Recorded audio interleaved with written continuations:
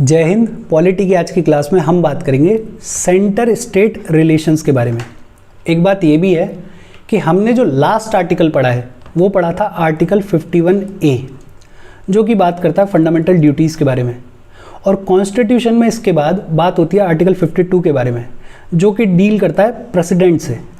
तो अगर अपन कॉन्स्टिट्यूशन को फॉलो करते तो हमें पढ़ना चाहिए था आर्टिकल 52, लेकिन लक्ष्मीकांत में चैप्टर्स को कुछ इस तरीके से अरेंज किया गया है कि आर्टिकल 51A फंडामेंटल ड्यूटीज़ के बाद में बात की गई है basic structure of the constitution के बारे में, अमेंडमेंट ऑफ द कॉन्स्टिट्यूशन के बारे में, federal system, parliamentary system, centre state relations, इन चैप्टर्स के बारे में बात की गई है प्रेसिडेंट से पहले।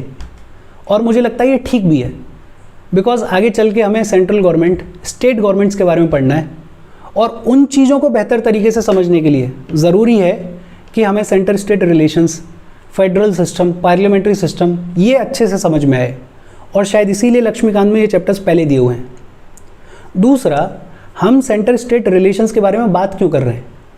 Because our constitution is federal in nature. और फेडरल होने का मतलब क्या है कि पावर को डिवाइड किया गया है बिटवीन सेंटर एंड स्टेट्स।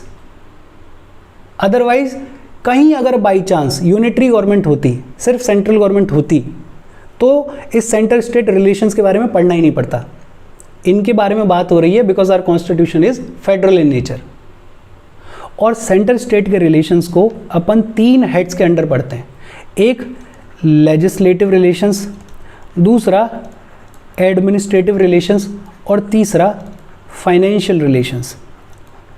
आज अपने को बात करनी है सेंटर स्टेट के लेजिस्लेटिव रिलेशंस के बारे में।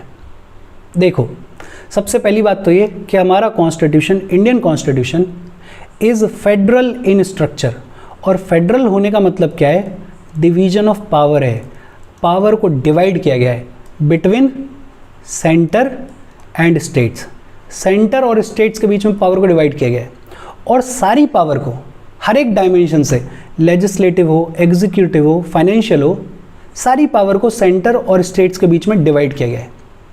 एक तीसरा ऑर्गन और होता है जुडिशियल, लेकिन जुडिशियल पावर को डिवाइड नहीं किया गया है।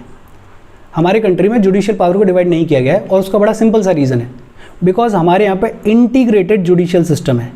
और इस इंटीग्रेटेड जुडिशियल सिस्टम के टॉप पे है सुप्रीम कोर्ट, उसके नीचे आते हैं हाई कोर्ट्स, और सबसे नीचे आते हैं लोअर कोर्ट्स। और ये इंटीग्रेटेड जुडिशियल सिस्टम सेंटर और स्टेट्स दोनों के लॉज को एनफोर्स करता है। सेंट्रल और स्टेट लॉज दोनों को एनफोर्स करता है ये इंटीग्रेटेड जुडिशियल सिस्टम। और इसलिए डिवीजन ऑफ पावर की ज़रूरत ही नहीं थी। जहाँ ज़रूरत थी लेजिस्लेटिव, एग्जीक्यूटिव, फाइनेंशियल, वहाँ पे पावर को डिवाइड किया गया है। सेंटर स्टेट रिलेशंस को हम इन्हीं 3 हेड्स के अंडर में पढ़ते हैं। पहला, लेजिस्लेटिव रिलेशंस, कि लॉ मेकिंग के पर्पस से सेंटर के पास में क्या पावर है, स्टेट्स के पास में क्या पावर है, क्या प्रोविजंस हैं, उनकी अपन बात करेंगे लेजिस्लेटिव रिलेशंस में। दूसरा, एडमिनिस्ट्रेटिव रिलेशंस, लॉ बन गया, अब उसको एग्जीक्यूट करना है, एडमिनिस्टर करना है, उस कॉन्टेक्स्ट में सेंटर और स्टेट्स की क्या सिचुएशन है उसकी बात करेंगे एडमिनिस्ट्रेटिव रिलेशंस में। और तीसरा, फाइनेंशियल रिलेशंस, टैक्स को इम्पोज करना है, ग्रांट इन एड्स नाम की एक चीज़ होती है, जीएसटी काउंसिल नाम की एक चीज़ होती है, और इस सब के कॉन्टेक्स्ट में स्टेट्स और सेंटर की क्या सिचुएशन है उसकी बात करेंगे फाइनेंशियल रिलेशंस में। अच्छा, लेजिस्लेटिव रिलेशंस और एडमिनिस्ट्रेटिव रिलेशंस, इनकी बात की गई है हमारे कॉन्स्टिट्यूशन के पार्ट 11 में, और फाइनेंशियल रिलेशंस की बात की गई है हमारे कॉन्स्टिट्यूशन के पार्ट 12 में। हालांकि आज तो अपने को पढ़ना है लेजिस्लेटिव रिलेशंस के बारे में। देखो, सबसे पहली बात तो ये कि लेजिस्लेटिव रिलेशंस की बात की गई है कॉन्स्टिट्यूशन के पार्ट 11 में, आर्टिकल 245 से लेके आर्टिकल 255 के बीच में। Part 11 article 245 to 255 deal with the legislative relations between centre and states. अच्छा, 245 से लेकर 255 के अलावा भी कुछ ऐसे आर्टिकल्स हैं जो कि सेंटर और स्टेट के लेजिस्लेटिव रिलेशंस की बात करते हैं, उनको भी आज अपन देखेंगे। सेंटर स्टेट के लेजिस्लेटिव रिलेशंस को 4 डायमेंशंस में पढ़ा जाता है। पहला, टेरिटोरियल एक्सटेंट, कि सेंटर अगर लॉ बनाएगा तो किस टेरिटरी पर अप्लाई होगा, स्टेट अगर लॉ बनाएगा तो किस टेरिटरी पर अप्लाई होगा, उस सब की बात करेंगे अपन टेरिटोरियल एक्सटेंट में। दूसरा डिस्ट्रीब्यूशन ऑफ लेजिस्लेटिव सब्जेक्ट्स, हमने पढ़ा हुआ है 7 शेड्यूल, लिस्ट दी हुई है उसमें, union list, state list, concurrent list, और बताया हुआ है कि किस सब्जेक्ट पे कौन सी गवर्नमेंट लेजिस्लेट करेगी, उससे रिलेटेड क्या प्रोविजंस हैं उनको पढ़ेंगे अपन डिस्ट्रीब्यूशन ऑफ लेजिस्लेटिव सब्जेक्ट्स में। तीसरा parliamentary legislation in the state field, कुछ ऐसे एक्सेप्शनल सर्कमस्टेंसेज हैं, 5 केसेस हैं जहां स्टेट लिस्ट के सब्जेक्ट पे लेजिस्लेट करने की पावर मिल जाती है पार्लियामेंट को, वो क्या है उनके बारे में बात करेंगे। और finally centres control over state legislation, कुछ ऐसे भी सिनेरियोज हैं जहाँ पे कोई एक्सेप्शनल सर्कमस्टेंस नहीं है लेकिन फिर भी पार्लियामेंट स्टेट के सब्जेक्ट पे इंटरफेयर कर सकता है, वो क्या है उनकी भी बात करेंगे। देखो सबसे पहली बात territorial extent of central and state legislation, कि सेंटर और स्टेट कोई लॉ बनाएंगे तो किस टेरिटरी पे अप्लाई होगा वो लॉ। तो पहली बात parliament can make laws for the whole or any part of the territory of India. Parliament कोई लॉ बना सकता है पूरी टेरिटरी ऑफ इंडिया के लिए या इंडिया के किसी एक पार्ट के लिए। पार्लियामेंट का जो भी लॉ है वो पूरी इंडियन टेरिटरी या उसके किसी एक हिस्से पर अप्लाई हो सकता है, कोई दिक्कत नहीं है। और टेरिटरी ऑफ इंडिया में क्या है, स्टेट्स आते हैं, यूटीज आते हैं, and any other area for the time being included in the territory of India. ऐसा कोई भी एरिया जो ना स्टेट है ना यूटी है लेकिन इंडिया का हिस्सा है, उस पे भी पार्लियामेंट का लॉ अप्लाई होगा। दूसरी बात, स्टेट लेजिस्लेचर्स अगर लॉ बनाएंगे तो वो कहाँ अप्लाई होगा। A state legislature can make laws for the whole or any part of the state, और ये स्टेट इंपॉर्टेंट है। स्टेट लेजिस्लेचर अगर कानून बनाएगी तो वो पूरे स्टेट के टेरिटरी पे या स्टेट के किसी हिस्से पे अप्लाई होगा। राजस्थान असेंबली का कोई लॉ राजस्थान की पूरी टेरिटरी या राजस्थान के किसी एक हिस्से पे अप्लाई होगा, राजस्थान के बाहर अप्लाई नहीं होगा। स्टेट लेजिस्लेचर स्टेट की टेरिटरी के बाहर अप्लाई नहीं होता। लेकिन एक एक्सेप्शन है, एक सिचुएशन ऐसी है जब स्टेट का law outside its territory apply हो सकता है। वो कब होगा, only when there is sufficient nexus between the state and the object. State और ऑब्जेक्ट के बीच में सफिशिएंट नेक्सस हो, संबंध हो। इसको एक एग्जाम्पल से समझते हैं। फॉर एग्जाम्पल बिहार में शराब जो है वो बंद है, ड्राई स्टेट है बिहार, लेकिन कोई इंसान बिहार में इल्लीगली शराब बेचता है। अब ये इंसान चाहे महाराष्ट्र का हो, चाहे दिल्ली का हो, चाहे पंजाब का हो, चाहे केरला का हो, कोई फ़र्क नहीं पड़ता। अब इस इंसान पे बिहार का जो लॉ है वो अप्लाई होगा और उसके थ्रू उसको पनिश किया जाएगा। तो ऐसे केसेस में स्टेट का लॉ जो है वो आउटसाइड द स्टेट भी अप्लाई हो सकता है। और तीसरा, ये बड़ा इंटरेस्टिंग है, एक्स्ट्रा टेरिटोरियल लेजिस्लेशन। मतलब क्या इसका, देखो with in the territory of India parliament कोई लॉ बनाए वो अप्लाई होगा पूरी टेरिटरी पे या किसी एक हिस्से पे। कोई एक स्टेट है और उसके लिए लॉ बनाना है तो स्टेट लेजिस्लेचर बना सकता है।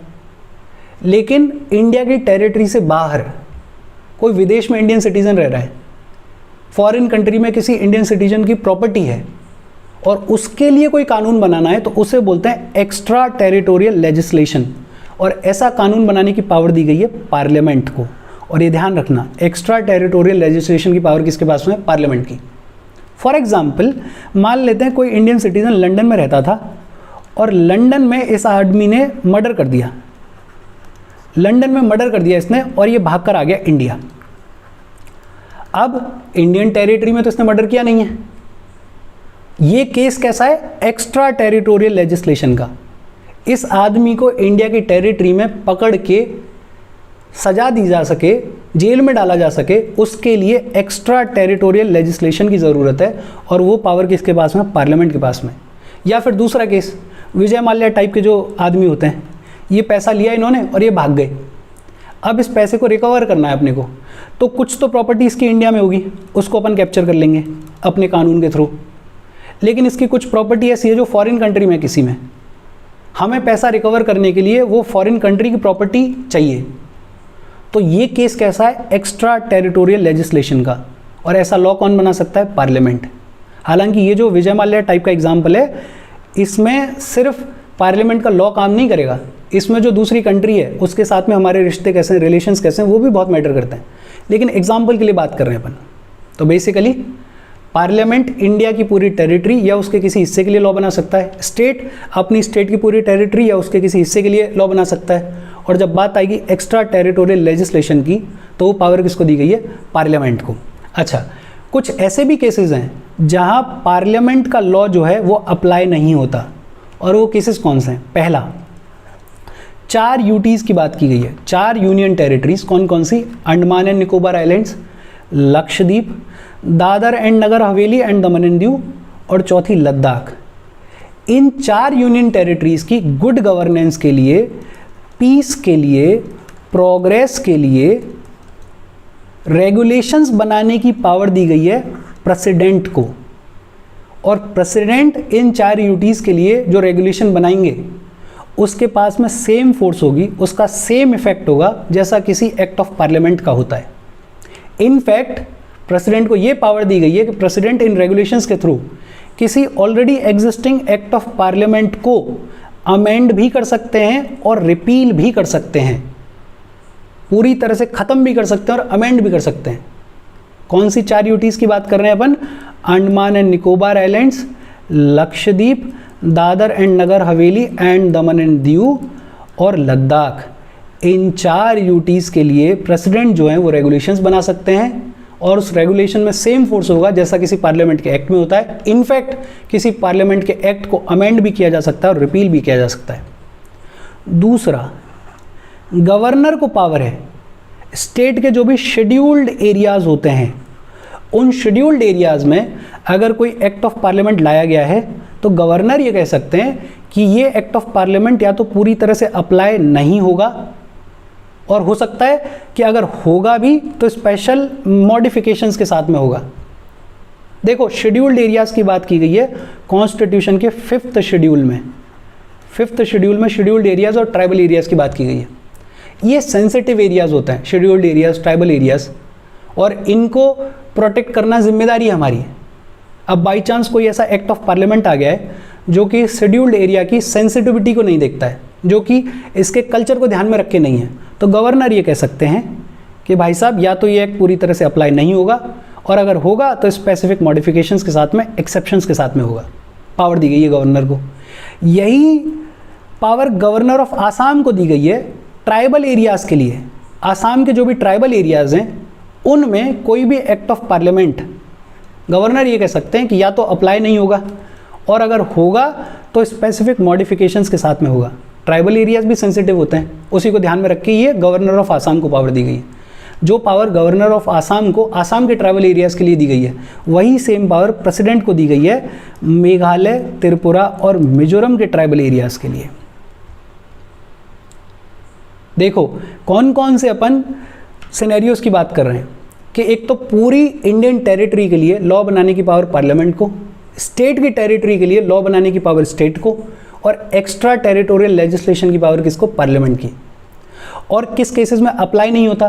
पहला, यूटीज़ की बात कर रहे हैं अपन 4 की, Andaman and Nicobar, Lakshadweep, Daman and Diu and Dadra and Nagar Haveli और लद्दाख। इन 4 यूटीज़ के लिए प्रेसिडेंट रेगुलेशंस बना सकते हैं गवर्नेंस के लिए, पीस के लिए, प्रोग्रेस के लिए।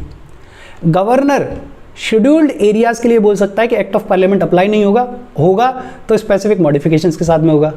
गवर्नर ऑफ आसाम, आसाम के ट्राइबल एरियाज़ के लिए बोल सकते हैं कि एक्ट ऑफ पार्लियामेंट अप्लाई नहीं होगा, होगा तो स्पेसिफिक मॉडिफिकेशंस के साथ में होगा। और यही सेम पावर प्रेसिडेंट को दी गई है मेघालय, त्रिपुरा और मिजोरम के ट्राइबल एरियाज़ के लिए। और ये बात हो गई टेरिटोरियल एक्सटेंट की। अब देखो distribution of legislative subjects. 7th schedule में 3 लिस्ट दी हुई हैं। लिस्ट 1 जिसे अपन बोलते हैं यूनियन लिस्ट, लिस्ट 2 जिसे अपन बोलते हैं स्टेट लिस्ट, और लिस्ट 3 जिसे अपन बोलते हैं कॉन्करेंट लिस्ट। इन तीनों लिस्ट पे किसकी पावर है लेजिस्लेट करने की? वो देखो, यूनियन लिस्ट पे जितने भी सब्जेक्ट हैं उन सब्जेक्ट्स पे लेजिस्लेट करने की पावर है पार्लियामेंट को। यूनियन लिस्ट के सब्जेक्ट्स पे लेजिस्लेट करने की पावर किसकी? पार्लियामेंट की। यूनियन लिस्ट में 98 सब्जेक्ट्स हैं, ओरिजिनली 97 थे, आज की डेट में 98 है। और एक खास बात और, यूनियन लिस्ट में जो मैटर्स हैं, जो सब्जेक्ट्स हैं, वो वाले हैं जो कि नेशनल इंपॉर्टेंस के हैं, जैसे defence, banking, foreign affairs, currency, atomic energy. ऐसे सब्जेक्ट्स जो कि नेशनल इंपॉर्टेंस के हैं वो डाले गए यूनियन लिस्ट में, और यूनियन लिस्ट पे लेजिस्लेट करने की पावर किसकी? पार्लियामेंट की। ऑब्वियस सी बात है ये। दूसरी लिस्ट है स्टेट लिस्ट। स्टेट लिस्ट में वो सब्जेक्ट डाले गए जो लोकल इंपॉर्टेंस के हैं, और स्टेट लिस्ट पे लेजिस्लेट करने की पावर है, लॉ बनाने की पावर है स्टेट लेजिस्लेचर्स की। स्टेट लिस्ट में 59 सब्जेक्ट्स हैं। ओरिजिनली 66 सब्जेक्ट हुआ करते थे, जैसे public order, police, public health, sanitation, agriculture, prisons, local government. ये जो लोकल इंपॉर्टेंस के मैटर्स हैं उनको डाला गया स्टेट लिस्ट में, और स्टेट लिस्ट पर लेजिस्लेट लॉ करने की पावर किसकी? स्टेट लेजिस्लेचर की। एक तीसरी लिस्ट भी है, कॉन्करेंट लिस्ट।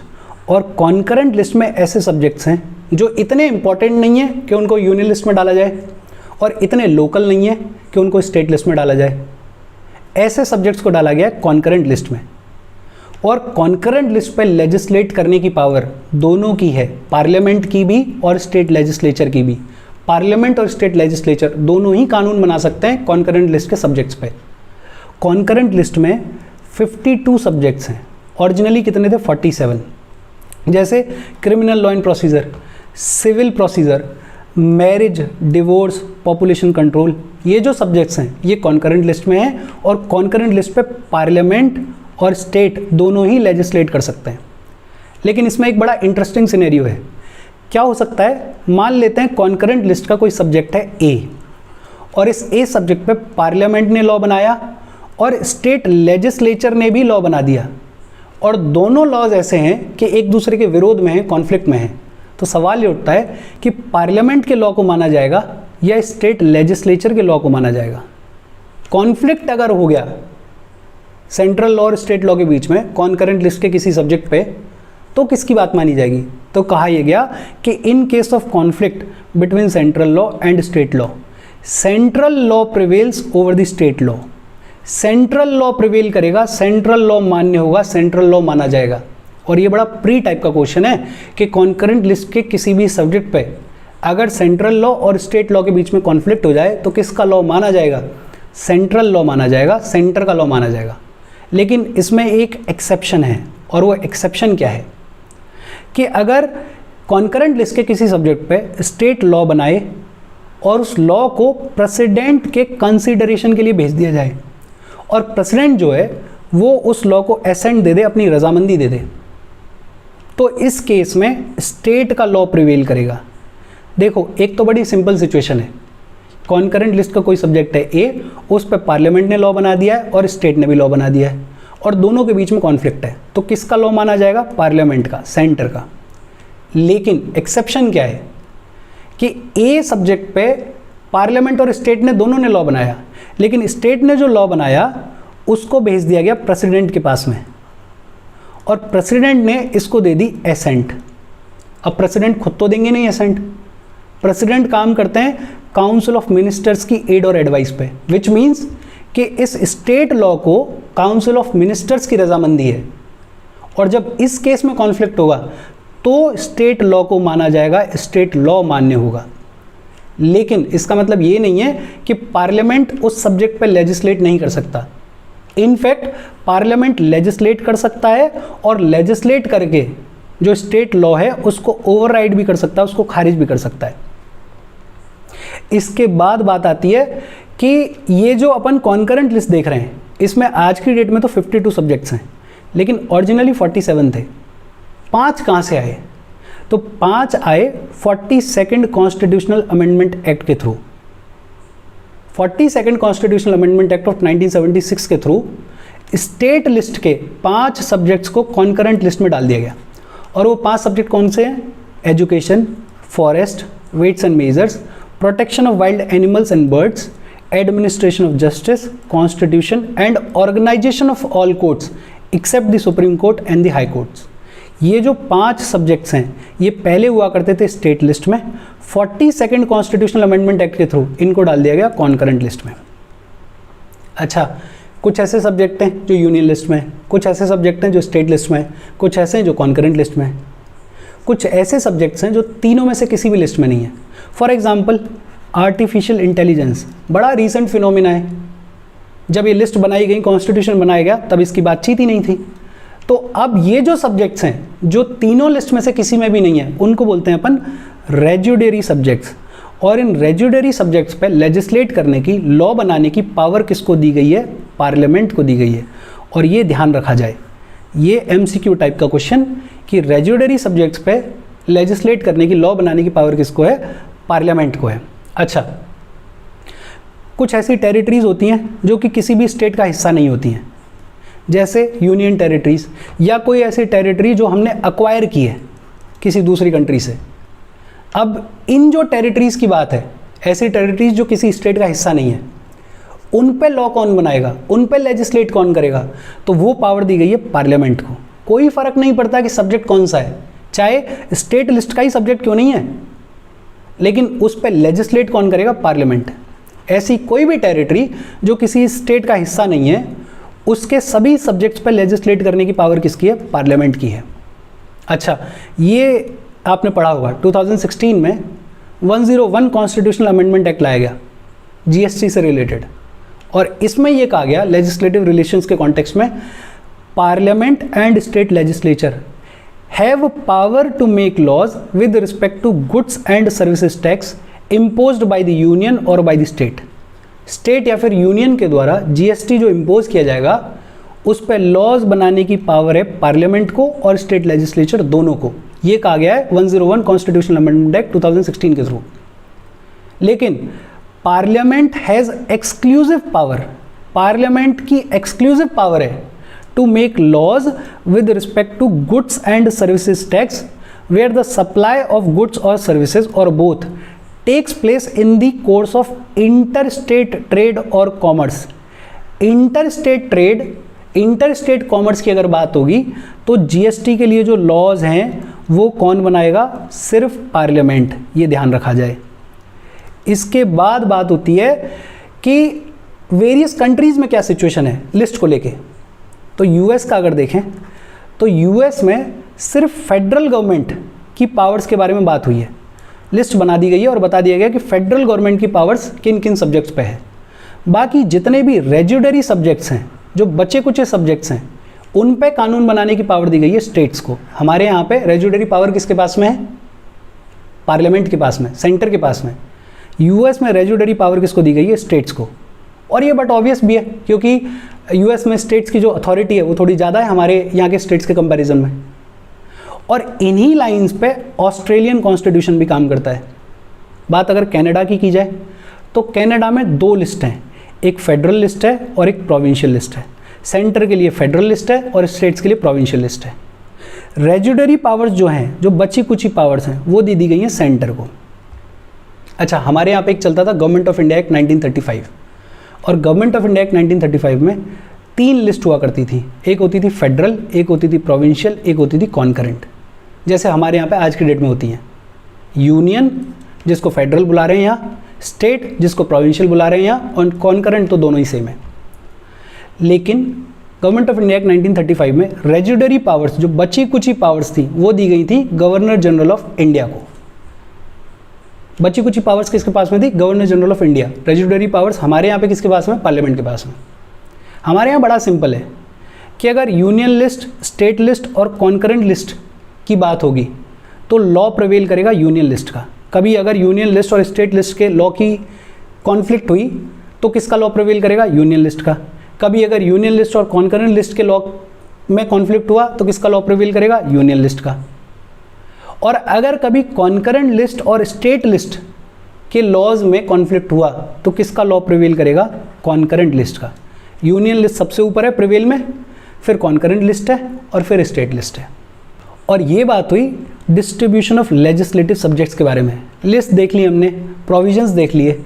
इसके बाद बात आती है parliamentary legislation in the state field. ऐसे कौन से सर्कमस्टेंसेज हैं जब स्टेट के सब्जेक्ट्स पर लेजिस्लेट करने की पावर मिल जाती है पार्लियामेंट को? तो ऐसे 5 एक्सेप्शनल सिनेरियोज हैं। पहला है when Rajya Sabha passes a resolution. Rajya Sabha resolution pass करे और बोले कि नेशनल इंटरेस्ट में आज के बाद से स्टेट लिस्ट के किसी मैटर पे, मान लेते हैं कोई सब्जेक्ट है ए, और राज्यसभा रेजोल्यूशन पास करके ये बोल दे कि आज के बाद से स्टेट लिस्ट के इस सब्जेक्ट पे, ए पे, पावर दी जाती है पार्लियामेंट को लॉ बनाने की। ऐसा किया जा सकता है राज्यसभा के रेजोल्यूशन के थ्रू। अच्छा, एक अमेंडमेंट आया 101 कॉन्स्टिट्यूशनल अमेंडमेंट एक्ट, और इसके थ्रू एक टर्म ऐड किया गया जीएसटी। और अब क्या कहा जा रहा है कि एक तो राज्यसभा रेजोल्यूशन पास करके ये कह सकती है कि स्टेट लिस्ट का कोई भी मैटर, उस पर आज के बाद पावर है लॉ बनाने की, किसको? पार्लियामेंट को। दूसरा, जीएसटी से रिलेटेड कोई भी सब्जेक्ट है तो उस पर भी लॉ बनाने की पावर किसको दी जा सकती है? पार्लियामेंट को। और ऐसा कोई भी रेजोल्यूशन ये राज्यसभा से तब पास होगा जब उसको सपोर्ट मिलेगा 2/3 of the members present and voting का। 2/3 of the members present and voting. Members present and voting क्या होता है, इस पर अपन ने बहुत ढंग से बात की है आर्टिकल 368 जब अपन ने पढ़ा था। और ऐसा कोई भी रेजोल्यूशन 1 साल के लिए, 1 ईयर के लिए फोर्स में रहता है, लेकिन ऐसे किसी भी रेजोल्यूशन को नंबर ऑफ टाइम्स रिन्यू किया जा सकता है। जितनी बार आप रिन्यू करना चाहो कर सकते हो, लेकिन जब भी आप रिन्यू करोगे सिर्फ 1 साल के लिए फोर्स में रहेगा। मतलब आज आपने रेजोल्यूशन पास किया, 1 साल के लिए फोर्स में रहेगा, फिर दोबारा रेजोल्यूशन को पास करो, फिर दोबारा 1 साल के लिए फोर्स में रहेगा। और अगर 1 साल ख़त्म होने पे रिन्यू नहीं किया गया तो 6 महीने ख़त्म होने के बाद लॉ जो है वो सीज हो जाएगा, ख़त्म हो जाएगा। अच्छा, एक चीज़ और, this provision does not restrict the power of state legislature to make laws on the same matter. For example, ए जो सब्जेक्ट था उस पर राज्यसभा ने पावर दे दी पार्लियामेंट को लॉ बनाने की, लेकिन इसका मतलब ये नहीं है कि स्टेट लेजिस्लेचर जो है वो इस पर कानून नहीं बना सकती हैं, बना सकती हैं। लेकिन अगर दोनों के बीच में कॉन्फ्लिक्ट होगा तो किसका लॉ माना जाएगा? पार्लियामेंट का लॉ माना जाएगा। तो पहला केस कौन सा है? When Rajya Sabha passes a resolution, और ये resolution 2/3 members present and voting के सपोर्ट के साथ में पास किया जाएगा। दूसरा सिचुएशन है during a national emergency. National emergency article 352 के अंडर लगाई जाती है, और नेशनल इमरजेंसी लगते ही parliament acquires the power to legislate. Parliament को पावर मिल जाती है स्टेट लिस्ट के जितने भी मैटर्स हैं, जीएसटी से रिलेटेड जितने भी सब्जेक्ट्स हैं, उन पर लेजिस्लेट करने की पावर नेशनल इमरजेंसी के टाइम में किसको मिल जाती है? पार्लियामेंट को। लेकिन पार्लियामेंट ने नेशनल इमरजेंसी के दौरान जो भी लॉ बनाया है स्टेट सब्जेक्ट्स पे, वो लॉ इनऑपरेटिव हो जाता है, वो लॉ ख़त्म हो जाता है after the expiration of 6 months. Emergency जिस दिन ख़त्म हुई उसके 6 महीने के बाद वो लॉ जो है वो इनऑपरेटिव हो जाएगा। दूसरा, power of state legislature to make laws on the same matter is not restricted. Emergency के टाइम पे जिस मैटर पे पार्लियामेंट ने लॉ बनाया है, एक तो वो 6 महीने के बाद ख़त्म हो जाएगा, इमरजेंसी जिस दिन ख़त्म हुई उसके 6 महीने के बाद इनऑपरेटिव हो जाएगा। और दूसरा, स्टेट लेजिस्लेचर्स की पावर छीनी नहीं जाती है। स्टेट लेजिस्लेचर्स उस सब्जेक्ट पे, उस मैटर पे लॉ बना सकते हैं, कोई दिक्कत नहीं है। लेकिन अगर कॉन्फ्लिक्ट होगा तो किसका लॉ माना जाएगा? पार्लियामेंट का लॉ माना जाएगा। ये अपने को पता ही है कि जब भी स्टेट लॉ और पार्लियामेंट के लॉ में कभी कॉन्फ्लिक्ट होगा तो किसका लॉ माना जाएगा? पार्लियामेंट का। तीसरा सिचुएशन है when states make a request, जब स्टेट्स खुद रिक्वेस्ट करें। जब 2 या 2 से ज़्यादा स्टेट लेजिस्लेचर्स रेजोल्यूशन पास करें और पार्लियामेंट को रिक्वेस्ट करें, पार्लियामेंट को बोलें कि भाई फलाने स्टेट के सब्जेक्ट पे आज से आप लॉ बनाओ। पार्लियामेंट को पावर दे दें स्टेट्स, 2 या 2 से ज़्यादा स्टेट्स रेजोल्यूशन पास करके बोलें पार्लियामेंट को कि भाई साहब आज से इस स्टेट लिस्ट के सब्जेक्ट पे आप लॉ बनाओ। लेकिन ये याद रखा जाए कि ये जो लॉ बनाएगा पार्लियामेंट, ये सिर्फ उन्हीं स्टेट्स पे अप्लाई होगा जिन्होंने रेजोल्यूशन पास किया है, बाकी स्टेट्स पे नहीं होगा। बाकी स्टेट्स अपना लॉ बना सकते हैं। दूसरा, जिन स्टेट्स ने रेजोल्यूशन पास किया उन पे तो अप्लाई हो जाएगा। अगर किसी और स्टेट को इस लॉ को अडॉप्ट करना है तो बाद में अडॉप्ट कर सकती है बाय पासिंग अ रेजोल्यूशन। अच्छा, इसका मतलब पता है क्या है कि अगर स्टेट्स ने रेजोल्यूशन पास करके पार्लियामेंट को पावर दे दी कि स्टेट लिस्ट के फलाने ए सब्जेक्ट पे आज के बाद से आपको लॉ बनाना है, तो स्टेट लेजिस्लेचर्स की पावर ख़त्म हो जाएगी। जिन स्टेट लेजिस्लेचर्स ने रेजोल्यूशन पास किया है उन स्टेट लेजिस्लेचर्स की उस सब्जेक्ट पे पावर ख़त्म हो जाएगी, और अब जो कानून बनाया जाएगा, अमेंड किया जाएगा, रिपील किया जाएगा, वो कौन करेगा? सिर्फ पार्लियामेंट करेगा। स्टेट लेजिस्लेचर्स का जिन्होंने रेजोल्यूशन पास किया था उनका कोई लेना देना नहीं है। और ऐसा हुआ भी है, जैसे wild life protection act of 1972, water prevention and control pollution act of 1974, urban land ceiling and regulation act of 1976, ये सब स्टेट्स की रिक्वेस्ट के बाद में बनाए गए। चौथा सिनेरियो है टू इम्प्लीमेंट इंटरनेशनल एग्रीमेंट्स। हमारे देश ने कोई इंटरनेशनल ट्रीटी, कोई इंटरनेशनल एग्रीमेंट साइन कर लिया, उस एग्रीमेंट को इम्प्लीमेंट करने के लिए पार्लियामेंट जो है वो लॉज बना सकता है। कोई फ़र्क नहीं पड़ता कि सब्जेक्ट स्टेट लिस्ट का है या किसी दूसरी लिस्ट का है। भाई दूसरी लिस्ट का होता तो उस पर तो पावर है ही पार्लियामेंट को, लेकिन अगर सब्जेक्ट स्टेट लिस्ट का भी है तो भी इंटरनेशनल एग्रीमेंट अपनी ऑब्लिगेशन को फुलफिल करने के लिए पार्लियामेंट जो है वो लॉ बना सकता है। जैसे बनाया भी गया United Nations privilege and immunities act of 1947, Geneva convention act of 1960। और पांचवा है प्रेसिडेंट रूल। प्रेसिडेंट रूल लगाया गया किसी स्टेट में तो पार्लियामेंट को पावर मिल जाती है लॉज बनाने की स्टेट लिस्ट के मैटर्स पे। और ऐसा कोई भी लॉ जो पार्लियामेंट ने बनाया है प्रेसिडेंट रूल के दौरान स्टेट लिस्ट के किसी सब्जेक्ट पे, वो ऑपरेटिव रहेगा, वो कंटिन्यू रहेगा प्रेसिडेंट रूल ख़त्म होने के बावजूद। लेकिन ऐसे किसी भी लॉ को स्टेट का जो लेजिस्लेचर है जब दोबारा रीइंस्टेट किया जाएगा तो स्टेट लेजिस्लेचर कोई दूसरा कानून बना के इस लॉ को ऑल्टर कर सकता है, रिपील कर सकता है, रीइनेक्ट कर सकता है, जो उसकी इच्छा है वो कर सकता है। और इसके बाद बात आती है centres control over state legislation.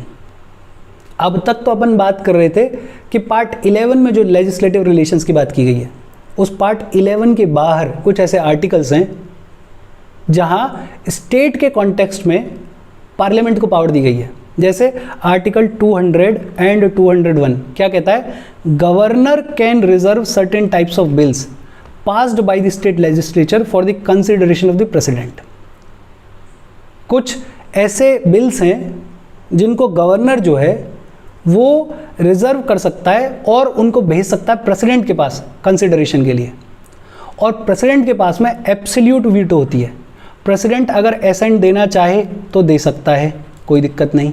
अगर नहीं देना चाहे तो नहीं दे सकता है। अगर चाहे तो रिकंसिडरेशन के लिए भी भेज सकता है।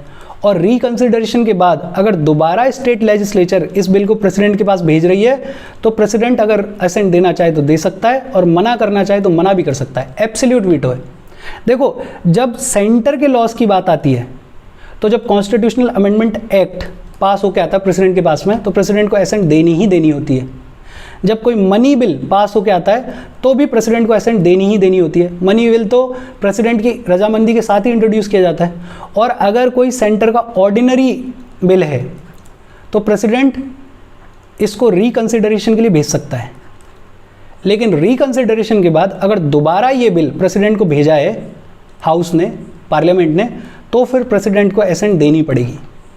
स्टेट्स के केस में ऐसा नहीं है। पहली बार मना करना है मना करो, रिकंसिडरेशन के लिए भेजना है रिकंसिडरेशन के लिए भेजो। दूसरी बार अगर स्टेट ने भेजा है तो अगर असेंट देनी है तो दो, मना करना है तो मना कर दो। एब्सोल्यूट वीटो है। Article 304, state bill imposing restrictions on the freedom of trade and commerce with the state or within that state can be introduced in the state legislature only with the previous sanction of the president। State में जो भी trade and commerce हो रहा है, state में या state के साथ में, उससे रिलेटेड अगर स्टेट को कोई रेस्ट्रिक्शन इम्पोज करनी है तो ऐसा बिल प्रेसिडेंट की प्रायर सहमति के बाद ही इंट्रोड्यूस किया जा सकता है स्टेट लेजिस्लेचर में। और इसके बाद है आर्टिकल 360, फाइनेंशियल इमरजेंसी।